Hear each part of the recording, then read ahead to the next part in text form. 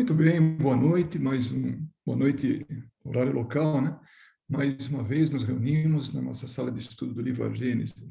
E hoje nós estamos na nossa sessão de número 23 de estudos e estamos estudando o capítulo 6º, Uranografia Geral. E hoje é dia 3 de outubro do ano de 2022. Dentro desse estudo do capítulo 6º, Uranografia Geral, nós estamos vendo, nós vamos ver dois temas, a criação primeira e a criação universal, que vão dos itens 12 ao 19.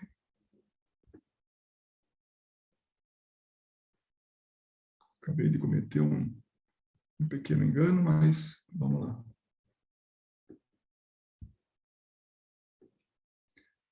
Muito bem, aqui estamos com o nosso livro, capítulo aberto, onde nós vamos estar estudando. Então, a criação primeira.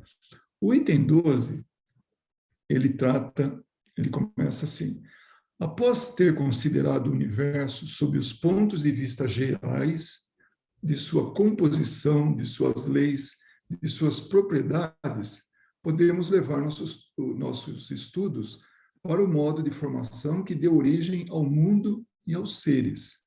Então, nós vimos já alguma coisa anteriormente no que diz a respeito à composição, né, do universo, as leis que regem o universo, as propriedades, né, do que está agindo sobre o universo e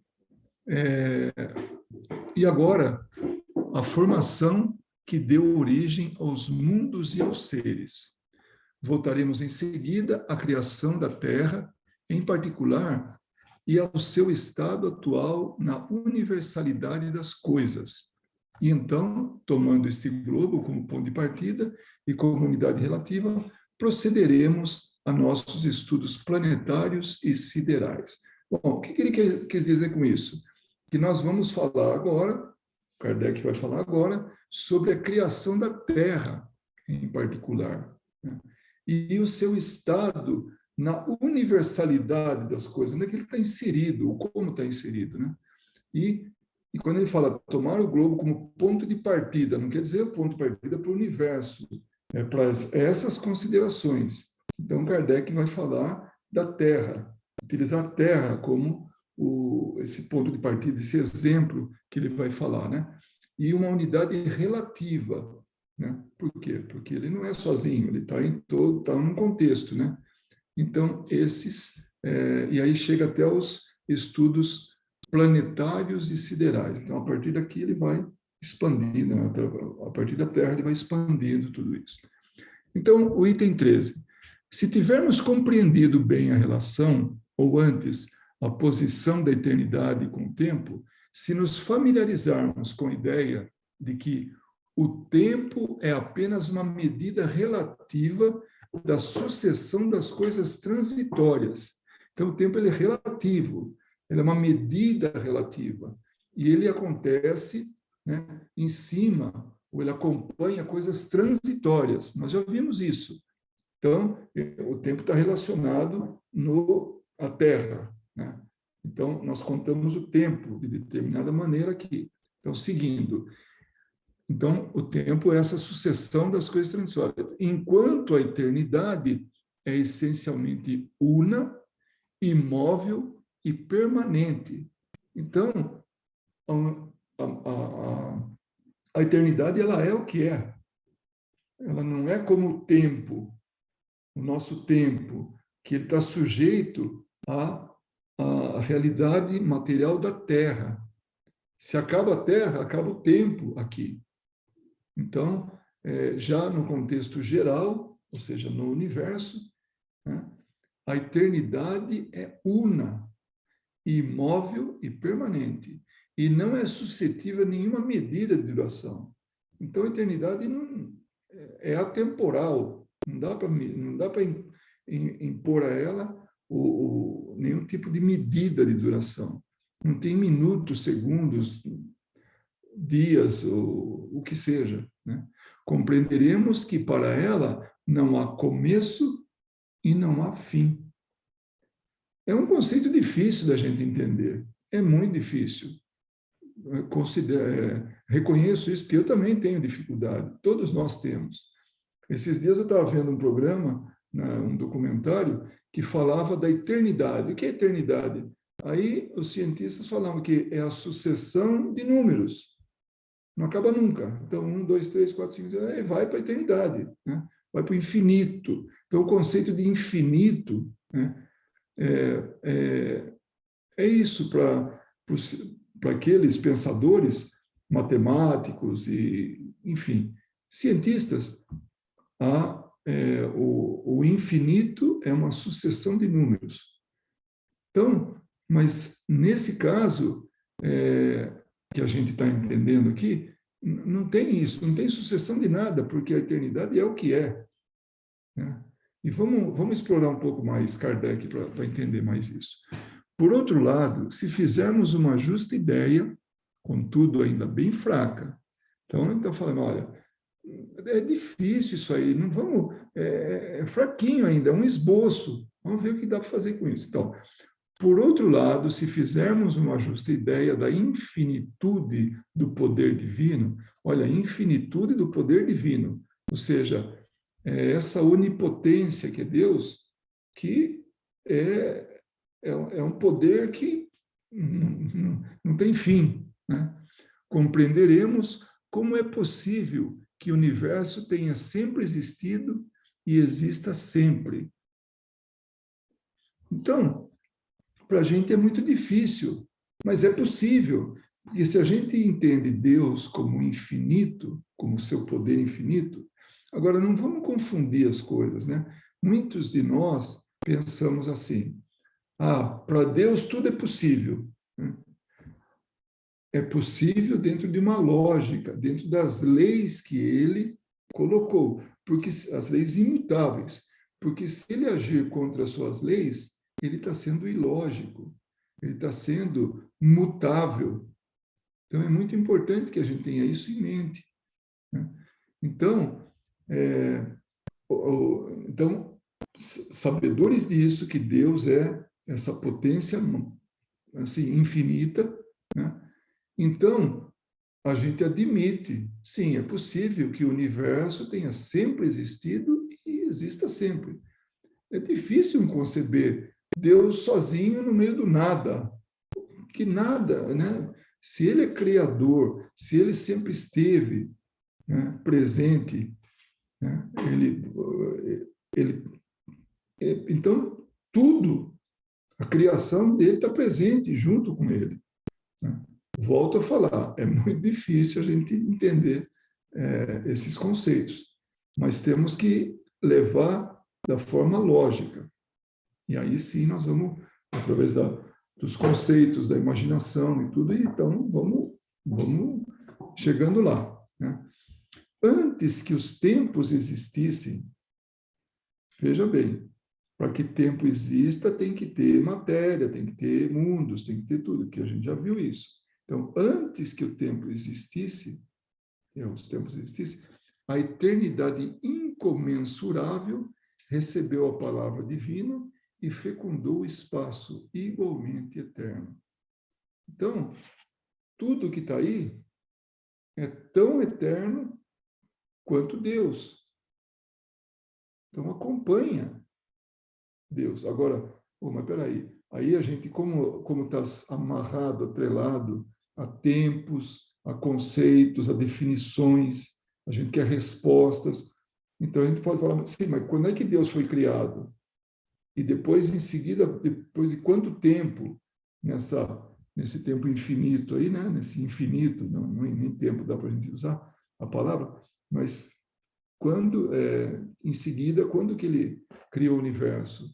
Então, nós não podemos nos atrelar nesses conceitos temporais, porque para o infinito, né, não tem começo, não tem fim, como ele falou, né?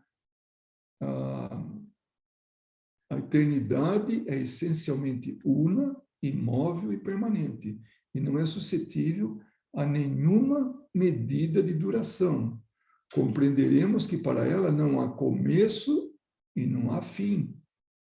Então, a eternidade é isso, né? E nós, dentro da nossa, ainda, o nosso momento, né, que está tão atrasado ainda, que a gente não tem todo o conhecimento, aliás, não tem conhecimento suficiente, então a gente não tem como explicar isso aí. Acho que a gente não tem como tem aceitar. capacidade, né, para entender. Exato, é porque é a condição que nós nos encontramos, né? Aí o item 14. Deus, sendo por sua natureza eterno, criou toda a eternidade e não poderia ser de outra forma, porque a qualquer época longínqua que retrocedamos em imaginação, que não dá para ter uma cápsula do tempo e voltar, não existe, chegando até os supostos limites da criação, vamos lá, vai, que foi criado lá, então vamos lá no começo, né? Restará sempre além desse limite, o mais atrasado que a gente pode chegar no tempo, né? Então, restará sempre além desse limite uma eternidade. Avalie bem esse pensamento, ó, presta atenção. É o que Kardec está falando. Uma eternidade durante a qual as divinas hipóstases, já vamos saber o que é isso, né? As volições infinitas teriam estado sepultadas em uma muda letargia inativa e infecunda, uma eternidade de morte aparente para o Pai eterno que dá vida aos seres, de mutismo indiferente para o verbo que os governa, de esterilidade fria e egoística para o espírito de amor e de vivificação. Então, nós não temos como chegar lá, porque não existe isso. Não houve momento em que Deus estava em letargia inativa, né? Que Deus estava num estado de morte aparente, ou que o universo estivesse nesse, né? Ou ainda de mutismo indiferente. Está lá, tudo calmo, né? Uma esterilidade fria e egoística. Quando Deus, ele é todo, ele dá vida aos seres, né? Ele governa, né? Ele dá o verbo que governa a vida, né? Ele é um espírito, né? Tem esse espírito, né, de amor e de vivificação. Então, nós ficamos dando adjetivos, ou pelo menos fazendo as nossas teorias, que houve um tempo que Deus estava sem fazer nada. E aí ele fala, bom, agora está no momento de criar o universo. E pronto, desperta, acorda um dia, como se tivesse tempo, né? Fala assim, agora eu vou criar o universo. Mas vamos lá, hipóstases. Hipóstases é aquela trindade, né? Vamos lá. Hipóstase divina é o ato concreto da subsistência de Deus. Segundo a visão dogmática, né, religiosa, Deus seria 3 hipóstases numa só essência, que essa essência eles chamam de ousia. O Pai, o Filho e o Espírito Santo. Então, isso é um dogma da Igreja. Então, né? Então, o que Kardec queria dizer com isso? Então, quando ele fala assim, uma eternidade durante a qual as divinas hipóstases, né? Então, Pai, Filho e Espírito Santo, as volições infinitas, volições, de acordo com o dicionário, cadê? Onde é que eu coloquei aqui? Ação de escolher, decisão sem que ninguém interfira, né? Nem Deus, né? Que não tem controle. Então, isso seria, podemos até dizer que é o livre-arbítrio, né? Então, essas vontades, essas decisões infinitas teriam sido sepultadas numa muda letargia, tudo aquilo, ou seja, todos esses desejos, essas decisões estariam lá, quietinha, sem atividade. Então, como ele falou, em estado de letargia, né, inatividade. Então, se a gente for para esse começo da eternidade, entre aspas, né? Seria isso. Quando começou? Porque teve, então, um momento que Deus estava dormindo. Né? É isso que está essa pergunta. É isso que quer dizer isso. Ao contrário, que Deus criou, né, toda a eternidade. E Ele sempre criou. Jesus tem uma frase muito apropriada para isso. Fala, meu Pai trabalha até hoje e eu também trabalho. Então, ele quis dizer que Deus era criador todo o tempo. Só que o tempo, nós estamos falando de eternidade. Só estamos falando de tempo porque a gente associa tudo com o relógio, né? E depois dos relógios vem o calendário, né? Vem dias, anos, meses, anos e séculos e milênios e assim vai, né? Então, seguindo, compreendamos melhor a grandeza da ação divina. Olha só, entendo bem, compreendamos bem isso aí.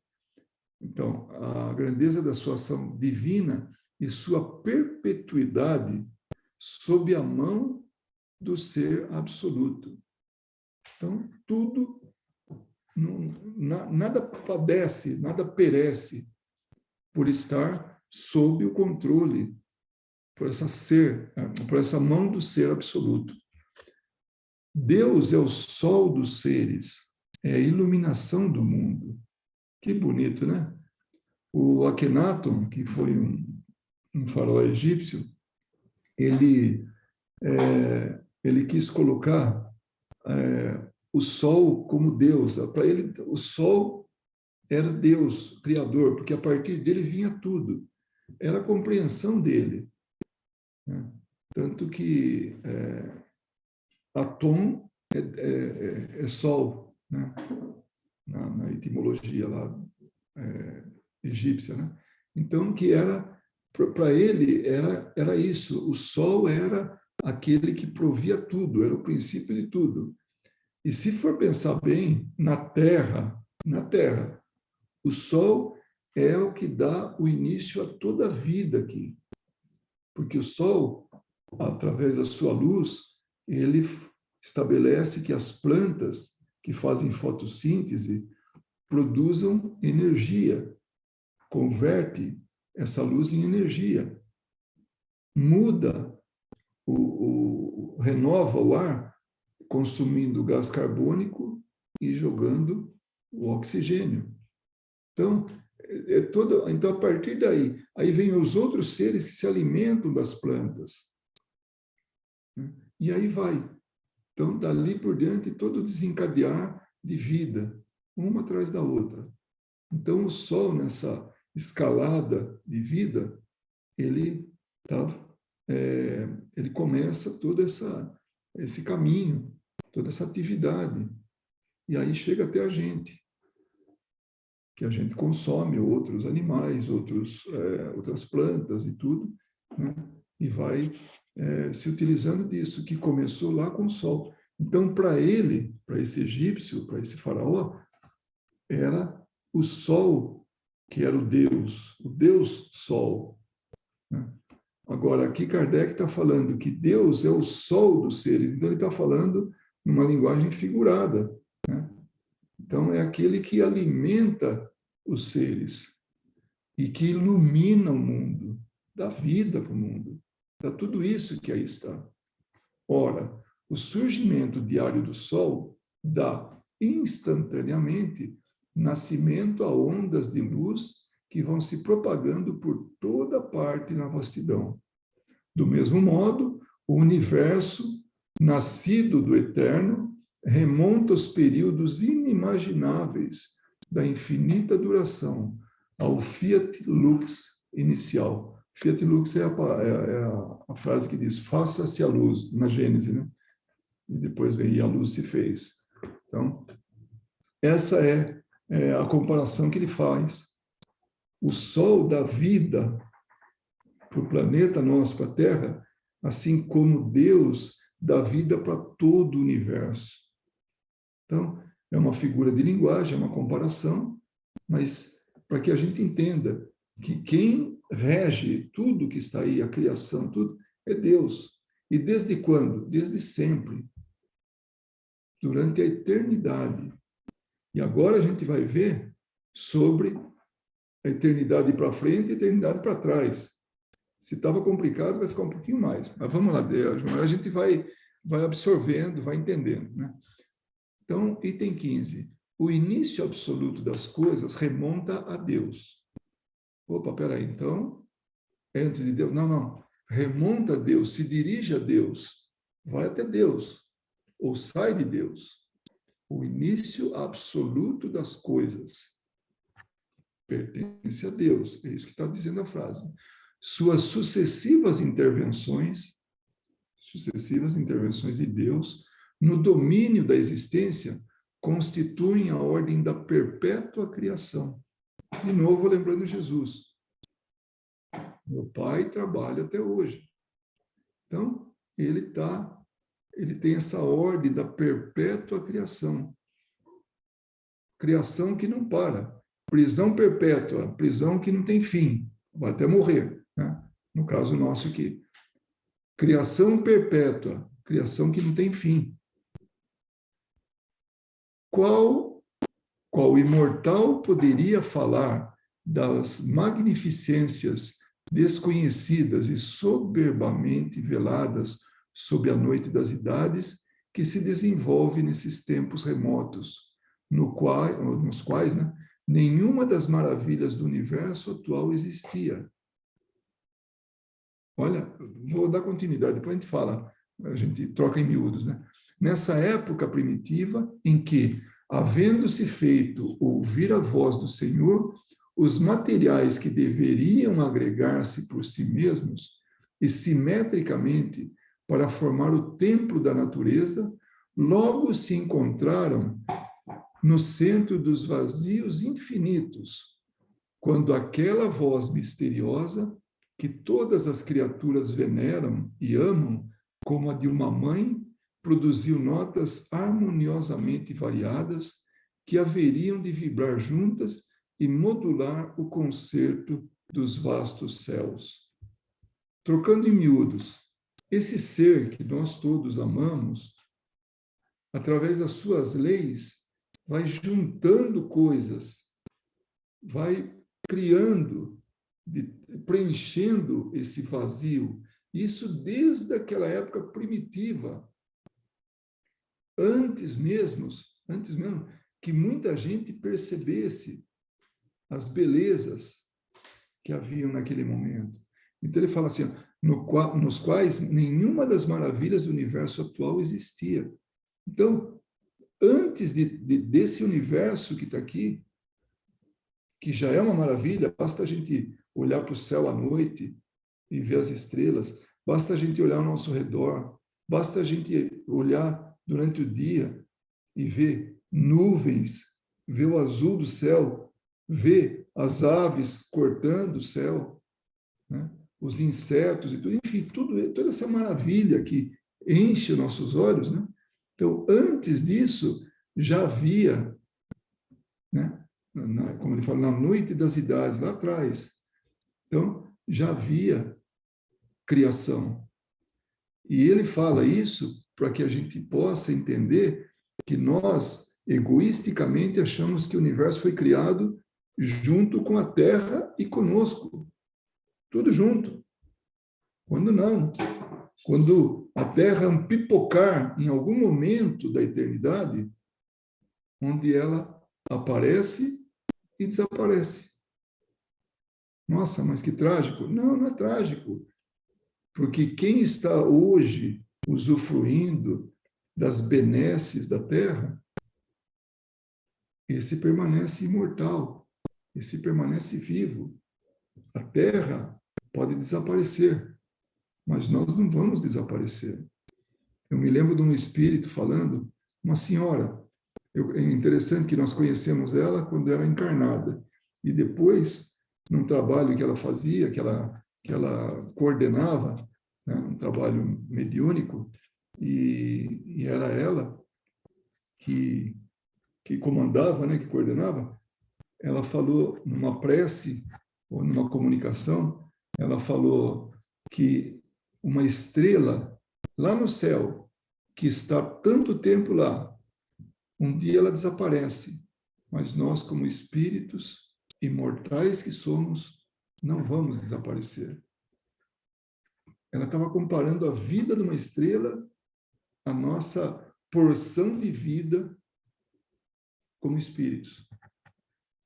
Então, é nessa linha que a gente pode entender, né? Então, o tempo, ele desaparece.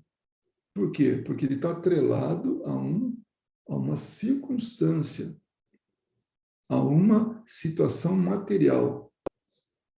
No nosso caso, ao planeta. Então, aqui, a gente pode contar tempo, a gente pode ter relógio, a gente pode ter calendário na parede, pode ter tudo isso. Porque, enquanto nós estivermos, enquanto o planeta for útil para nós vamos poder contar o tempo. Agora, quando esse tempo, quando o planeta desaparecer, aí, naturalmente, que o tempo desaparece também. Vamos lá, então. O mundo, em seu surgimento, não se apresentava em sua força e plenitude da vida.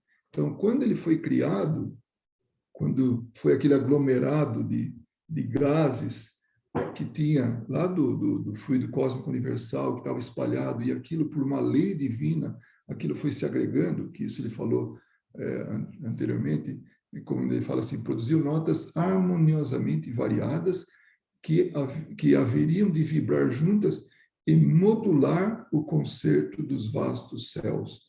Então, essa harmonia, né, ele vai vai produzindo mundos, produzindo tudo que está aí. Né? E aí a Terra, nesse momento, assim, em conformidade com essas leis, ela foi e acabou sendo constituída. Né? Então, o mundo, em seu surgimento, não se apresentava em sua força e plenitude de vida. Era lá no começo, não podia ter vida aqui, era uma bolota, uma rocha incandescente. Né? O poder criador não se contradiz nunca, e como todas as coisas, o universo nasceu criança. Então, tudo tem um começo. Esse nascer criança é aquela infância do material. A infância, logo depois que foi criado, então é ainda uma criança, que com o tempo vai adquirindo a maturidade. Então, mesmo os planetas, o material, ele vai se desenvolvendo. Constituída das leis antes mencionadas e da impulsão material inerente à sua própria formação, a matéria cósmica primitiva, o fluido cósmico universal, ele fala muito na Gênesis sobre isso. Essa matéria cósmica primitiva, ou o fluido cósmico universal, deu sucessivamente origem a turbilhões e aglomerações desse fluido difuso, e aglomerações de matéria nebulosa, que se dividiram por si e se modificaram ao infinito para produzir nas regiões incomensuráveis da amplidão diversos centros de criações simultâneas ou sucessivas. Então, imagine um grande espaço onde aqui e ali pipoca mundos, sistemas, e vai acontecendo. E isso numa região enorme, além da nossa limitação de pensar que em quilômetros, em anos-luz, que seja, não importa. Importa que é vasto, é infinito. Então, ali, por leis naturais, essas nebulosas vão se aglomerando e formando mundos. A exemplo da Terra, porque ele falou que estava falando da Terra. Então, pode ser simultâneo, imagine, um pipocar simultâneo aqui e ali, juntos. Como também pode aqui e lá longe, passado um tempo outro. Tá? E nesse pipocar, nesses mundos, eles vão ter a capacidade, eles vão poder fazer com que a vida possa se manifestar ali. Eles vão dar condições para isso, como um dia aconteceu com a Terra. E hoje nós temos vida. E olha, podemos dizer que é vida em abundância. Não somente essa natureza que está à nossa volta, mas em número de espíritos que aqui estão. E aí a gente pode abrir um parênteses aí e falar, puxa vida, mas está tão complicado, está tão difícil. A gente está vendo aí tanta coisa fora do lugar, ainda tão, sabe, se degladiando, um tirando muito do outro, gente passando fome, doenças e tanta coisa. Agora, esse mundo tem uma destinação. Qual que é? É a sala de aula para esse grupo de espíritos aprender. Então, aqui o que nós estamos fazendo estamos nos utilizando de um recurso que foi permitido por Deus, dentro de suas leis, para que aqui a gente pudesse aprender a amar, a se respeitar, a desenvolver a fraternidade. Hoje me veio uma mensagem, um pensamento tão simplório, mas que não deixa de ter a sua razão. Eu pensei numa moeda pequenininha, de menor valor, e pensei a importância que ela já teve e a importância cada vez menor que ela vai ter. Porque nós estamos usando cartão de crédito, cartão de débito, tudo isso, tá? Se bobear, a gente nem aprende, nós imigrantes, nem aprendemos o nome informal, que depois passou a ser oficial, das moedas, né? Quarter, dime, né? Cent ou penny, enfim, a gente pode até nem aprender isso aí, porque é uma coisa que vai cair. Por quê? Hoje, a moeda, a gente dá para uma criança, né? Parente nosso, como um prêmio, ou dá para alguém que está no semáforo pedindo, né? E isso mostra desigualdade. Então, quando a gente se utiliza de algo tão pequeno, olha onde que foi parar a minha... E não foi nem no horário do banho, foi durante o dia, fazendo filosofia, assim, né? Então, essa moeda é a representação ainda das diferenças, das injustiças, da falta de fraternidade, de dar oportunidade para outras pessoas. Mas no futuro, quando o mundo estiver fraterno, estiver, como sempre se fala aí, regenerado, né, a moeda vai deixar de existir. Pode existir no museu, né, mas não vai existir como hoje, como essa unidade monetária que mostra a diferença. Bom, mas deixando a filosofia de lado, vamos voltar aqui, né? Em razão das forças que predominam sobre um ou sobre outro e das circunstâncias ulteriores que presidiram seu desenvolvimento, esses centros primitivos tornaram-se focos de uma vida especial.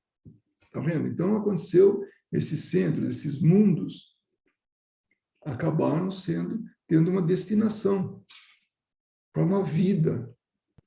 E ele está falando uma vida especial. Não importa que vida, é uma vida. Pode ser de seres microscópicos, simples ainda, muito simples, mas é uma vida. Alguns menos espalhados no espaço, não a vida, né? Esses mundos, né?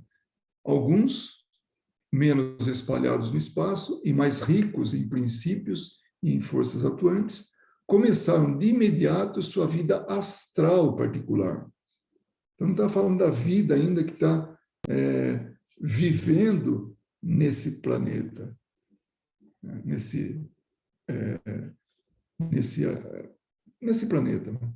Então, ele está sendo aquela vida astral, fazendo parte desse todo, né? Outros, ocupando uma extensão ilimitada, desenvolveram-se com extrema lentidão ou se dividiram de novo em outros centros secundários. Então, imaginem um grande centro, pesadão, assim, movimentando-se bem devagar, aí ele se fragmenta para outros mais rápidos, né? Outros centros. No item 16, transportando-nos alguns milhões de séculos somente. Então, voltando ali, né? Antes da época atual, verificamos que nossa Terra não existe ainda e que nosso sistema solar não começou as evoluções da existência planetária. Então, antes, ele está falando aqui, olha, há alguns milhões de séculos, não existia aqui o Sol, não existia o sistema solar, não existia Mercúrio, Vênus, Terra, Marte, não tinha nada disso. E outros, né, que seguem. Não tinha. Mas, deixa eu ver, isso. Mas esplêndidos sóis já iluminavam o éter. Então, o que ele está dizendo para a gente? Falou, olha, a eternidade é difícil de explicar, porque nós estamos falando de tempos anteriores à criação desse Sol. E esse Sol é grande.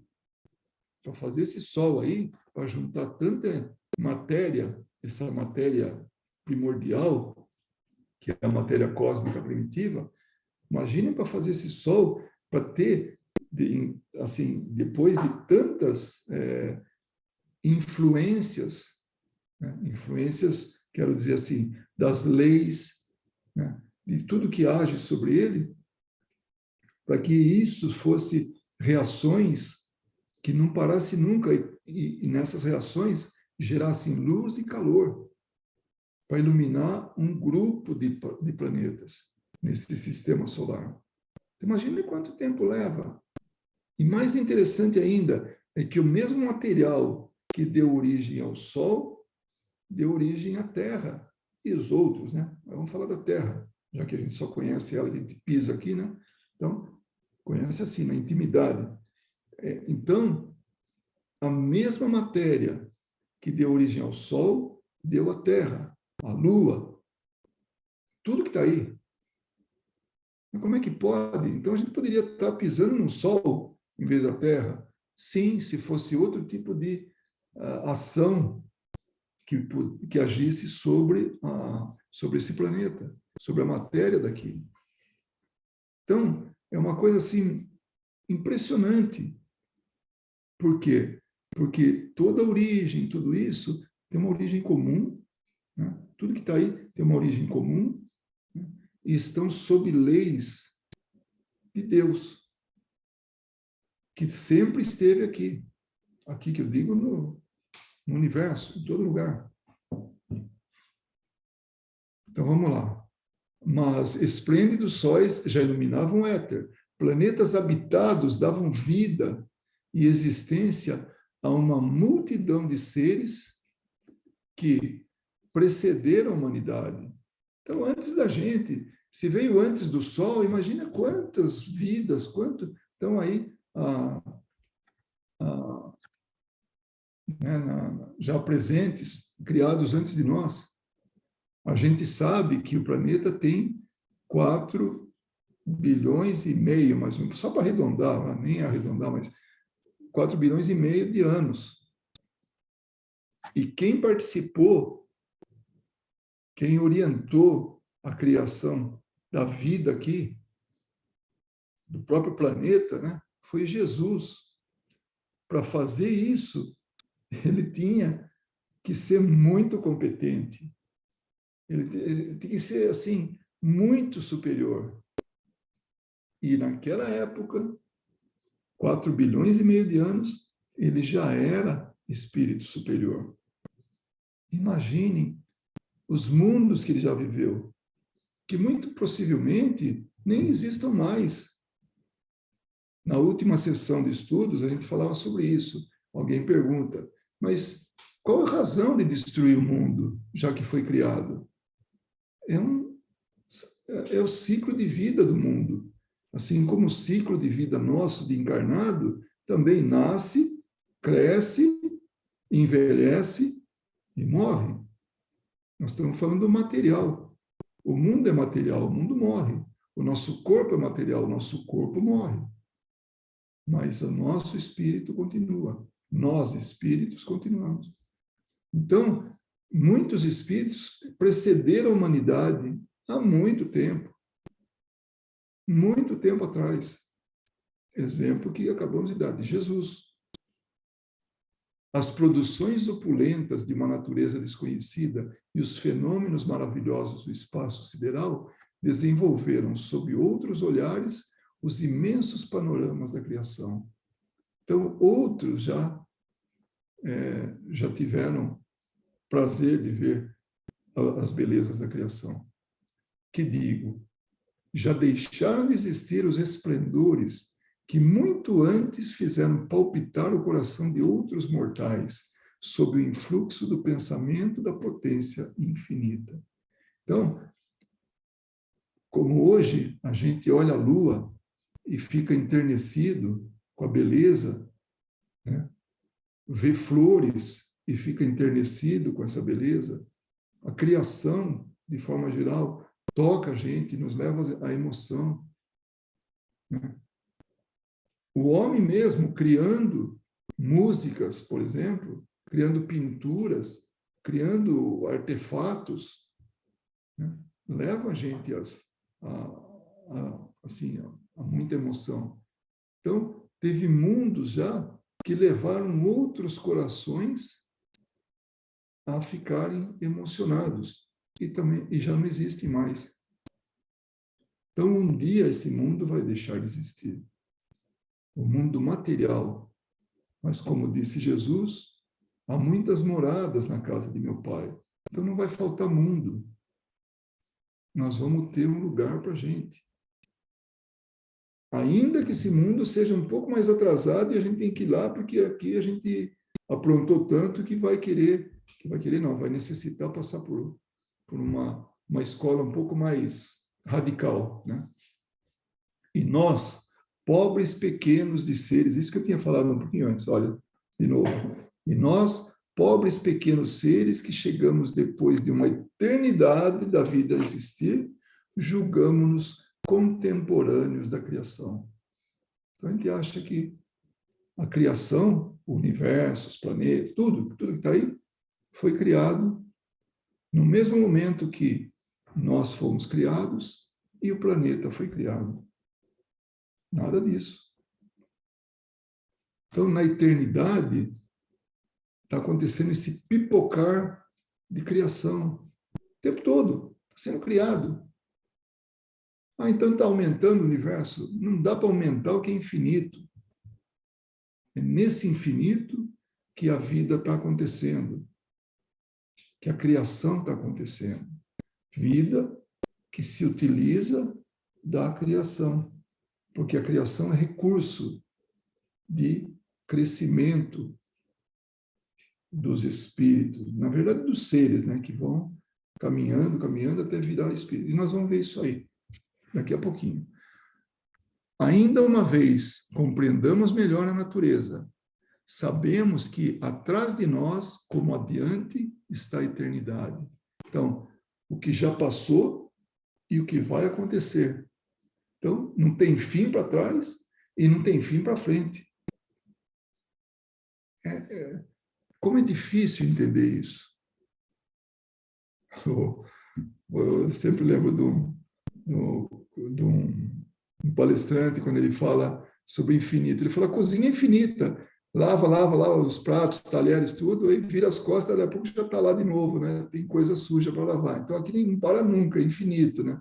Então, ele, numa forma assim, bem humorada, ele está querendo dizer isso aí, né?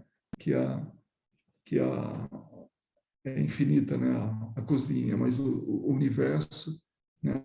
A vida, tudo é infinito.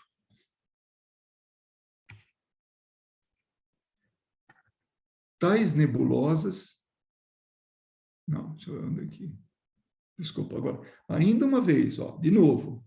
Compreendamos melhor a natureza. Sabemos que atrás de nós, como adiante, está a eternidade. E que o espaço é o teatro de uma sucessão e simultaneidade inimaginável de criações. Então, imagina que o espaço é como se fosse um palco, e ali está acontecendo tudo. Né? Está acontecendo toda essa sucessão que não dá nem para imaginar de criações. Imagina, é um universo vivo.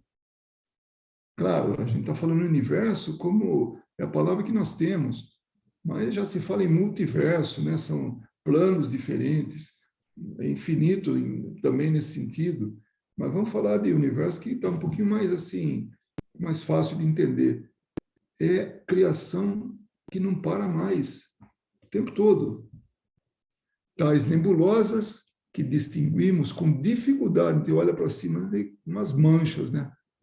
Ainda que com o uso de telescópios potentes, né, tudo.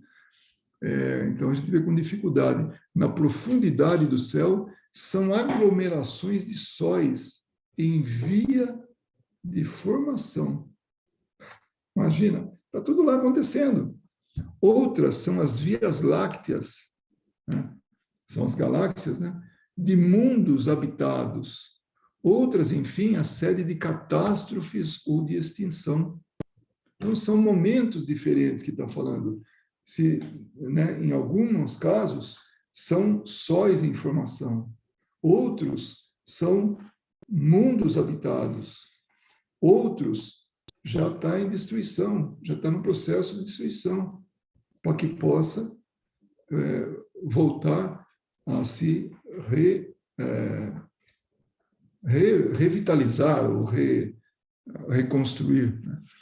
Saibamos que, assim como estamos colocados no meio de uma infinidade de mundos, da mesma forma, estamos no meio de uma dupla infinidade de durações anteriores e posteriores, que a criação universal não é apenas para nós e que não podemos aplicar esse conceito à formação isolada de nosso pequeno globo. Então, não vamos realmente nos encher né, assim, aquele, como é que diz, complexo de superioridade e achar que tudo foi feito para a gente começou junto com todo o resto. Então, não, a gente é só mais um, nós somos só mais um. Só um globo no meio de tantos. Somos, individualmente falando, um espírito no meio de uma grande família de espíritos. Alguns criados antes da gente, alguns que vão ser criados ainda, assim como alguns criados junto com a gente.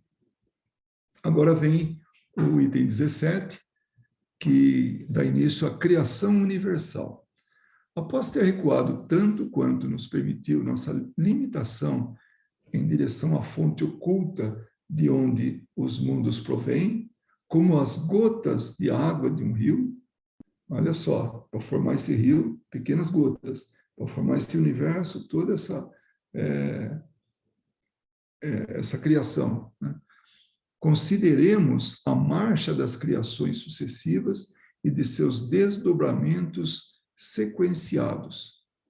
A matéria cósmica primitiva, olha ela aí de novo, tá? O fluido cósmico universal ou matéria cósmica primitiva, continha os elementos materiais, fluídicos e vitais de todo o universo, que estendem suas magnificências diante da eternidade. Ela é a mãe fecunda de todas as coisas, a ancestral e mais, a eterna geratriz. Então, ela é a fonte de toda a matéria que está aí. Quando a gente aprende no livro dos Espíritos que existem três coisas no mundo, né? A matéria, o espírito, quer dizer, o princípio inteligente, e, acima de tudo, Deus. Acima dessas duas, Deus.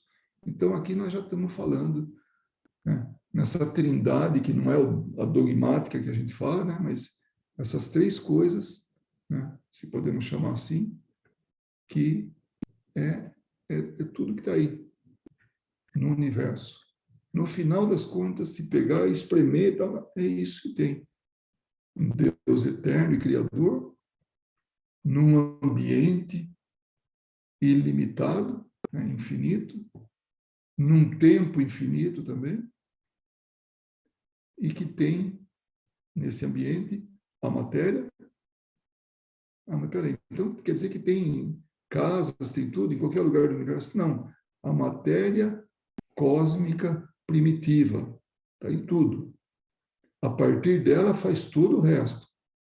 Então a matéria está distribuída no universo, em todos os planos, e está o princípio inteligente, a vida que Deus cria, como uma manifestação de amor.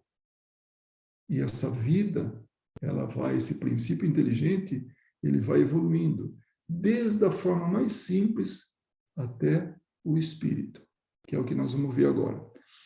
Não desapareceu essa substância da qual provém as esferas siderais.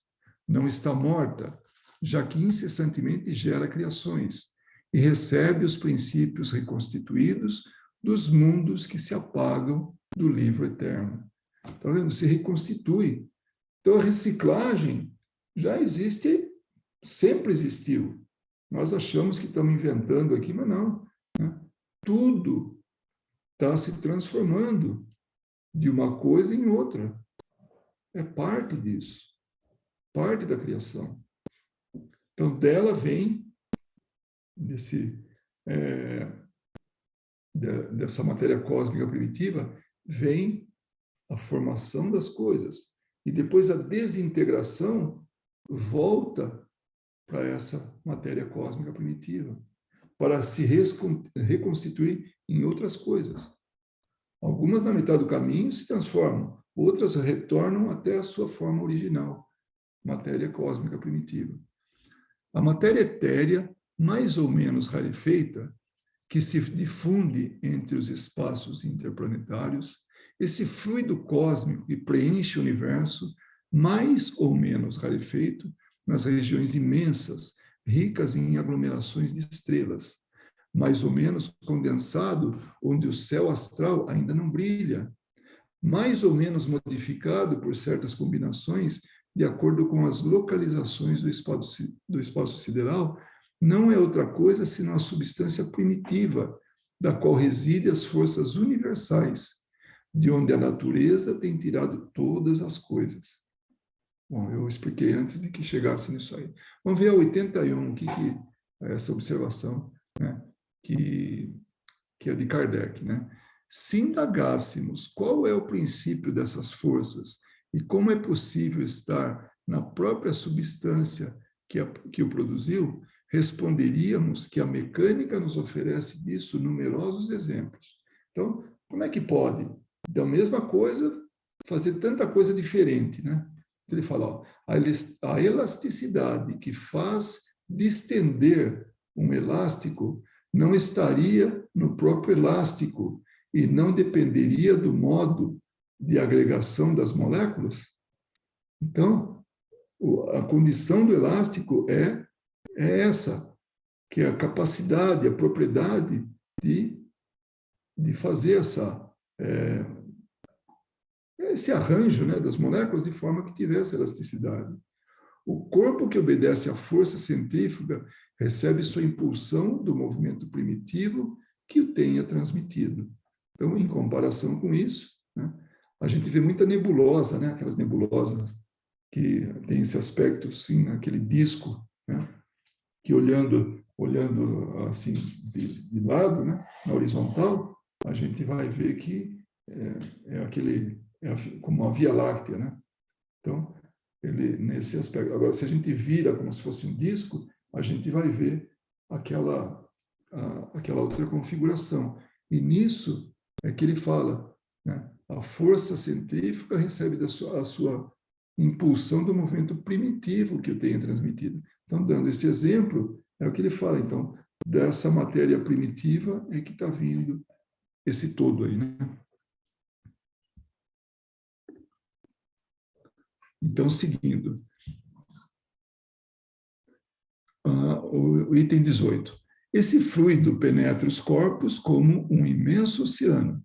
É nele que reside o princípio vital que dá origem à vida dos seres e a perpetua sobre cada mundo, segundo sua condição inicial, no estado latente, que dormita lá, onde a voz de um ser não o chama. Então, está tudo ali. Está pronto para iniciar todo o processo. E esse princípio vital, assim como tem o princípio vital que nos dá a vida, né, que nos mantém a vida, nesse conjunto todo existe esse princípio vital que dá vida a tudo, movimento, e está tudo no lugar. Cada criatura mineral, olha o que ele fala, cada criatura mineral, vegetal, animal ou outra, porque tem tipos de vida que a gente nem sabe, né? Visto que há muitos outros reinos naturais de cuja existência não suspeitais. Sabe, em virtude desse princípio vital universal, apropriar-se das condições de sua existência e de sua duração. Então, cada vida, cada criatura, né, não importa em que estágio esteja, ela tem o seu ciclo, tem a sua duração, tem a sua condição de existência. As moléculas do mineral têm certa quantidade de vida. Que vida é essa? A vida de coesão, de manter junto, de não se esfacelar. Né? Tal como a semente tem o ciclo dela também. E o embrião, que se agrupam, mesmo como no organismo, em figuras simétricas que constituem um indivíduo. Que figuras simétricas são essas? No caso do mineral, tem os cristais, tem tudo lá que tem essa simetria, de alguma maneira, né, na sua intimidade ali. No nosso caso, né, tem uma simetria também. Olha como nós somos aí. 2 braços, 2 pernas, né, esse conjunto todo. Então, cada um tem a sua maneira, né, de se expressar. É muito importante nos compenetrarmos na noção de que a matéria cósmica primitiva estava revestida não apenas nas leis que garantem a estabilidade dos corpos celestes, mas também no princípio vital universal, que forma as gerações espontâneas em cada mundo. Naquela época se falava na geração espontânea ainda, né? Que vinha do nada, mas aqui ele está dizendo assim, na criação da vida nesses mundos, quando não tinha nada. À medida que apresentem as condições da existência sucessiva dos seres, e quando soa a hora da aparição dos filhos da vida, durante o período criador. Então, como um relógio, chegou naquele momento, dá um despertar, como eles chamam, os filhos da vida, né? E a criação de Deus. Assim se faz a criação universal. É, pois, correto dizer que as operações da natureza, sendo a expressão da vontade divina, Deus sempre criou, cria incessantemente e nunca deixará de criar. Meu pai trabalha até hoje e eu trabalho também. Então, o trabalho de Jesus é esse de amor, é de conduzir esse planeta, de conduzir as criaturas que aqui estão. E, finalmente, o último item, né, que a gente se propôs a estudar hoje, mas até aqui temos silenciado, olha o que ele vai falar, mas até aqui temos silenciado sobre o mundo espiritual, que também faz parte da criação e cumpre suas destinações, segundo as augustas, as elevadas prescrições do Senhor. Então, até então estava falando dos espíritos, agora ele já começou a falar. E ele vai falar sobre o que ele pode falar. Eu só posso dar um ensinamento bem limitado sobre o modo de criação dos espíritos, em virtude de minha própria ignorância. Está vendo? As limitações dele. Ele tá confessando. Eu não tenho todo esse conhecimento. Mas também ele fala que algum conhecimento ele também não pode passar adiante. E ele fala assim, e também porque devo manter reserva sobre certas questões, as quais me foi permitido aprofundar. Imagine o conhecimento que ele teve acesso e foi avisado. Você não pode falar sobre essas coisas, tá? Fala só o que foi permitido. Imagina o que nós temos por aprender ainda, porque esse mesmo conhecimento que ele teve acesso, nós vamos ter no momento apropriado. Aqueles que estão religiosamente desejosos de conhecer e que são humildes perante Deus, eu direi, solicitando-lhes que não deduzam de minhas palavras nenhum sistema prematuro. Ou seja, eu vou falar, mas vê lá, não vou começar a criar teorias em cima disso. Sistemas que vocês vão se atrapalhar aí, né? Que o Espírito só chega a receber a iluminação divina que lhe dá simultaneamente com o livre-arbítrio. Então, quando o livre-arbítrio for algo que nós conquistamos, ou quando conquistaremos, aliás, já conquistamos, tá? E a consciência, a noção dos seus altos destinos, após ter passado pela série divinamente fatal dos seres inferiores, entre os quais se elabora lentamente sua individualidade. Então, devagarinho, a gente vai evoluindo, passando pelos reinos inferiores. Por isso que ele falou as criaturas minerais, as criaturas vegetais, as criaturas animais. Então, nós passamos por tudo isso. Nossa, será que você não foi longe? Não, não sou eu que estou dizendo. É Kardec que recebeu dos espíritos superiores essa informação. Isso ele pode falar, e falou. Então, lentamente, nós fomos elaborando a nossa individualidade. E é somente a partir do dia em que o Senhor imprime sobre sua fronte seu augusto sinal de que o Espírito toma o seu lugar entre as humanidades. É nesse momento que nós adquirimos, assim, nós conquistamos o livre-arbítrio, e aí é como que Deus tocasse, né, na gente e falasse, pronto, você agora é um espírito. Você faz parte do grupo de seres que pertence à humanidade. E a humanidade está, assim, lotada por aí afora, mundo afora. Então, quem acredita em disco voador não está errado, porque está associado a humanidades de outros planetas.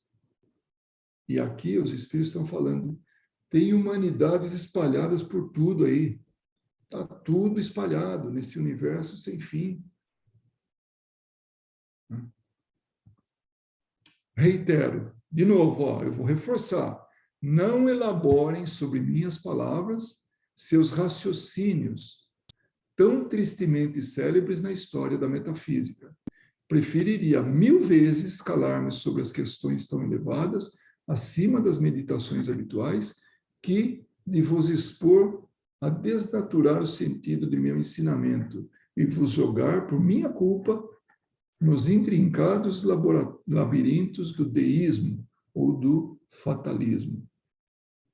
Então, o que ele quer é isso aí. Fala, olha, entendam isso, aceitem o que eu posso passar para vocês, mas não vai além disso por conta própria, inventando teorias. E, finalmente, ele fala aqui, nessa observação 82. Opa!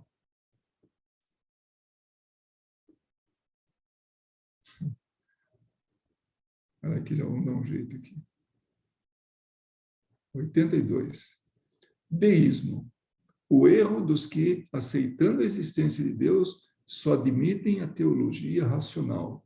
Fatalismo. Doutrina que atribui tudo à fatalidade e não deixa nada ao livre-arbítrio. Então, isso aí que foi tirado do dicionário, né? Então, ele está dizendo assim, que o deísmo, né, que na verdade é o oposto, né, de ateísmo, né, é aceitar a existência de Deus, mas não nenhuma religião. É a teologia racional, né? E o fatalismo olha, não tem jeito. Tudo vai acontecendo, tudo, e não adianta você achar que tem liberdade de escolha, não. Tudo vai acontecer desse jeito. No caso do deísmo, por só aceitar deduções humanas, não dos espíritos, estariam incompatíveis com o espiritismo. Então, essas teorias do deísmo não é compatível com o espiritismo. Por quê? Ele vai dizer aqui, todavia, considerando-se os espíritos como homens desencarnados, participando assim da humanidade e desenvolvendo suas ideias pela razão e observação, poderiam ser aceitas por deístas. Então, os deístas não aceitam os espíritos, que, segundo o espiritismo, nada mais são do que homens que já desencarnaram, né? Que morreu o corpo e ficou o espírito. E que um dia até pode voltar a ter novo corpo criado para ele, para que ele se manifeste aqui. Então, são homens, são mulheres, são pessoas. Os espíritos são homens, né? Pertencem à humanidade. Mas o deísta não acredita em espírito, então não acredita nessa... que pode ser parte disso.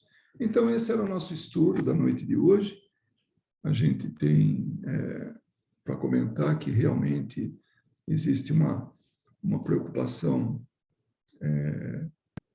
bastante grande de que a gente traduza assim, de uma forma mais simples para que possa ser melhor entendido. Esperamos que possa ter sido entendido. Nós seguimos com esse estudo e, naturalmente, que em qualquer momento, relativo a estudo da Gênese,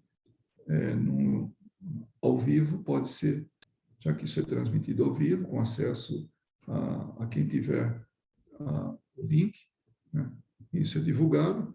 Então, numa próxima sessão de estudos, pode ser perguntado alguma coisa que ficou para trás, como, por exemplo, nessa sessão de estudos. Então, eu agora deixo de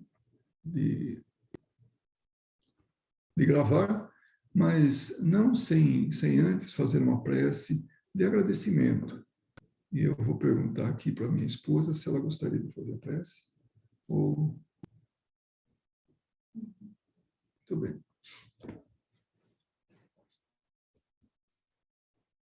Nós te agradecemos, mestre querido, pela oportunidade que o Senhor nos deu de mais um dia estudarmos as lições que os Espíritos nos trouxeram para nos fazer compreender a vida, o universo e, acima de tudo, a bondade, misericórdia, justiça e tantas outras coisas boas, infinitas, que vêm do nosso Pai. Pedimos-te as bênçãos, querido Mestre, para todos nós, Senhor, que necessitamos ainda das suas mãos para nos guiar. Abençoa, Senhor, cada um de nós, em humanidade, Mestre, essa família tão grande que temos.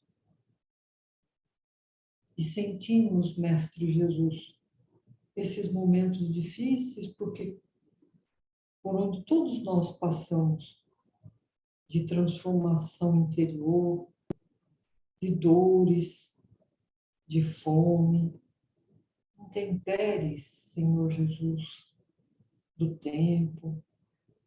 Acolhe-nos, Senhor, nos seus braços amados, nos seus braços compassivos, e que possamos assim, Mestre querido, ter boa vontade para seguir em frente, caminhando devagar, mas sempre.